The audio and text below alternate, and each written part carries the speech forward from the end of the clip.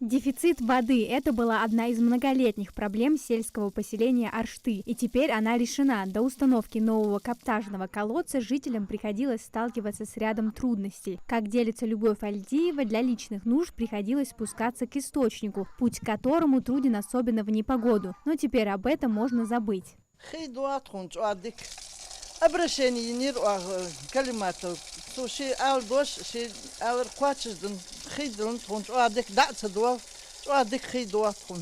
Да, диариас хильцун да меля дой. Помимо очевидных бытовых проблем, сложности возникали и со скотом. Женщина шутит, что больше всех сейчас счастливы ее утки. До этого же Любовь Альдиева радовалась каждой капле дождя. Проблемы же возникали и в Доме культуры. Это точка притяжения для всех местных жителей. По словам сотрудников, было тяжело, особенно с организацией мероприятий. В Аршты проживают более 1500 человек, а это 149 подворий. В 2019 году я Дом культуры даже герми хакахетса холор в данный момент хахедолжды проблем уже решенные. Дел рез хил калимат Махмуд Алина проблем решительно. Вопрос с водоснабжением стоял много лет. В 2018 году в селе провели монтаж водопроводных сетей. На окраине пробурили скважину, установили резервуар-накопитель. Но вода так и не пошла. Еще через 2 года пробурили дополнительные скважины. По поручению главы региона установили насосы, но из-за слабого напора вода доходила только до поселенцев нижней части села. Пришли к выводу, что необходимо качать из Чемульги. В залежах сельского поселения Аршты оказалось, артезианская вода отсутствует.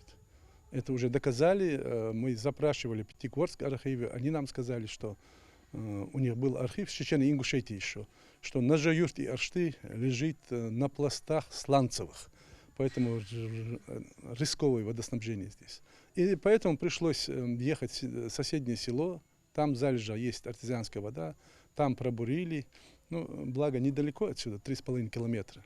Проложили трубопровод, и оттуда тянется сюда водопровод. Новый насос, установленный на перевалочном накопителе, наполняет резервуар объемом 100 кубов в течение суток. Этого более чем достаточно для местных жителей. Проблема с водой в селе была очень актуальна на протяжении многих десятков лет. Сейчас эта проблема решилась. И Резхел нам очень повезло. Обещают, проблем с водой в селении больше возникнуть не должно. Власти региона уделяют значительное внимание отдаленным населенным пунктам. Так, за последний год проложили уже около 17 километров водопровода, обеспечив водой более 50 тысяч человек. Амина Зязикова, Мавладгири Ахильгов, Магаз 24.